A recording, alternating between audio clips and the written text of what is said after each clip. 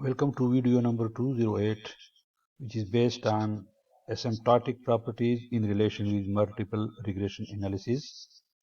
Let me start with the multiple regression model, where y is a function of x1, x2 up to xk plus random error.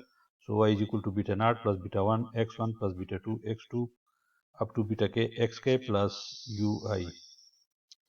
We start with the consistency. Under the Gauss-Markov assumptions, OLS is blue, but in other cases, it won't always be possible to find unbiased estimators. In those cases, we may settle for estimators that are consistent, which means as n increases, that is, as the sample size increases, the distribution of the estimator collapses to the parameter value. These are the sampling distributions as the sample size n increases. Consistency of OLS. Under the Gauss-Markov assumptions, the OLS estimator is consistent and unbiased. Consistency can be proved for the simple regression case in a manner similar to the proof of unbiasedness. We may need to take the probability limit, that is Plym, to establish consistency.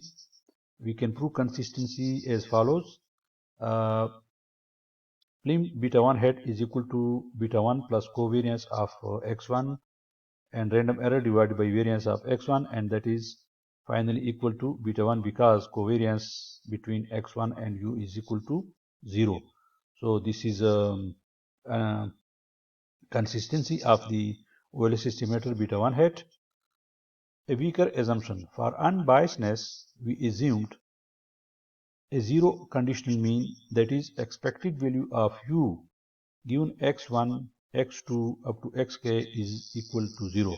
But for consistency, we can have the weaker assumption of zero mean of the error term and zero correlation between xj and error term is equal to 0 for j is equal to 1, 2 up to k.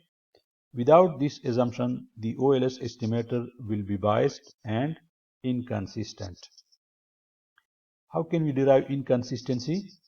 Just as we could derive the omitted variable bias earlier, now we want to think about the inconsistency or asymptotic bias in this case.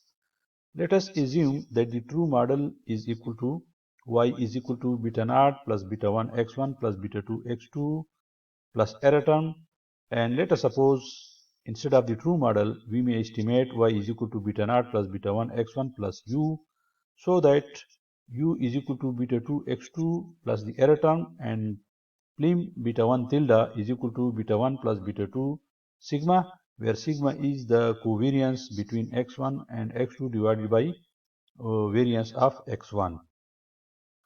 Asymptotic bias.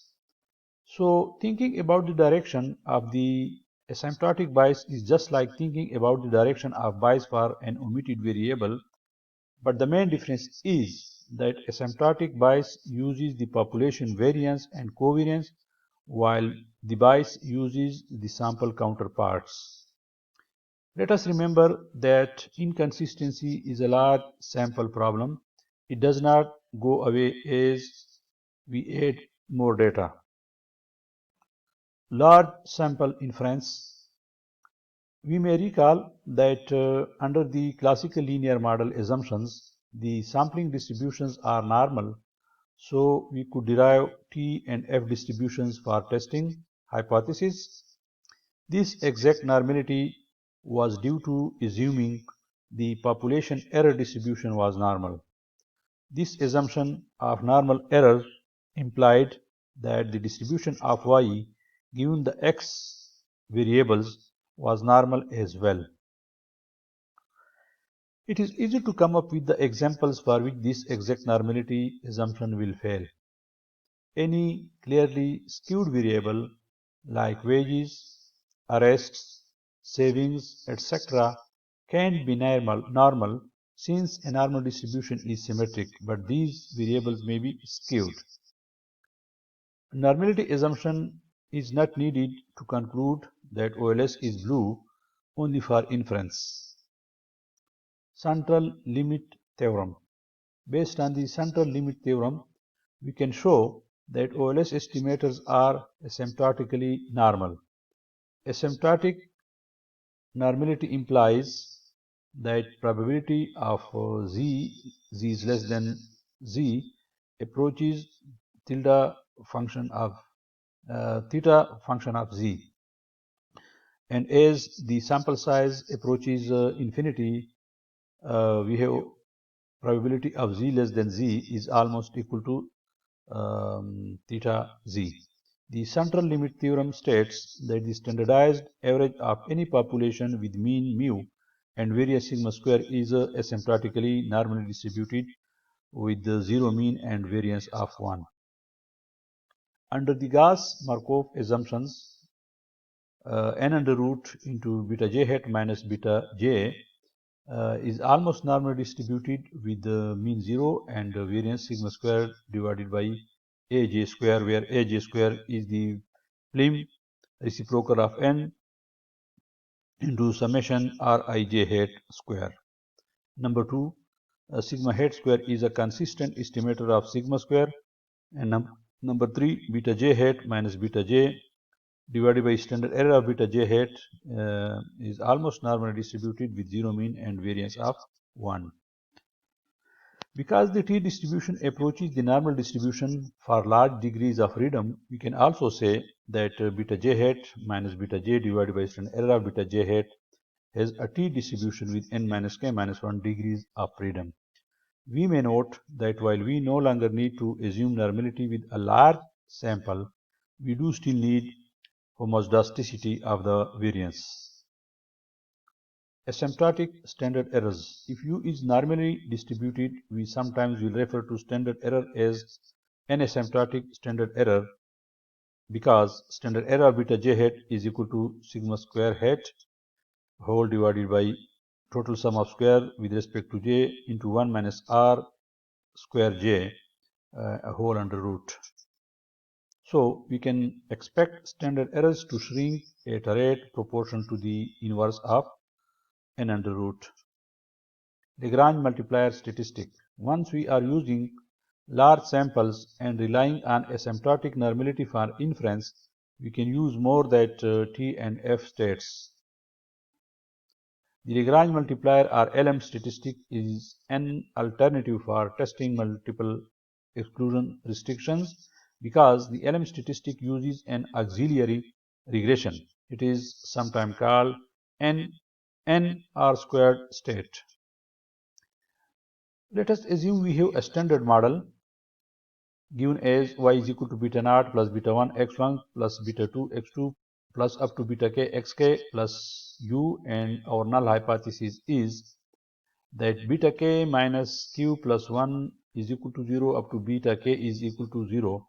First, we just run the restricted model y is equal to beta naught tilde plus beta 1 tilde plus x1 plus up to beta k minus q tilde xk minus q plus u tilde. Now take the residuals u tilde and regress u tilde on x1, x2 up to xk, and then the Lagrange multiplier statistic is equal to n times r squared of unrestricted model, where r squared u is from this regression.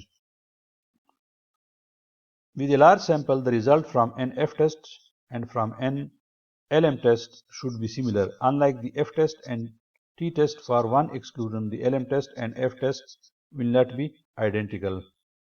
Asymptotic efficiency. Estimators besides OLS will be consistent. However, under the Gauss-Markov assumptions, the OLS estimators will have the smallest asymptotic variances. We say that OLS asymptotically is efficient.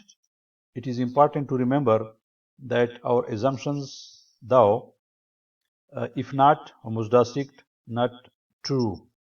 Ladies and gentlemen, this video is about the asymptotic properties in relation to multiple regression analysis. I hope that you understood it, and if you haven't yet subscribed to this channel, kindly do subscribe to the channel Research Made Easy with Himi Khan, and do not forget to click on bell icon so that you can get notification about my other important videos that I'll upload for you. I'll also suggest you to share this video with your friends, with your colleagues, so that they can also get benefit from watching this. Thanks for watching this video, and have a good after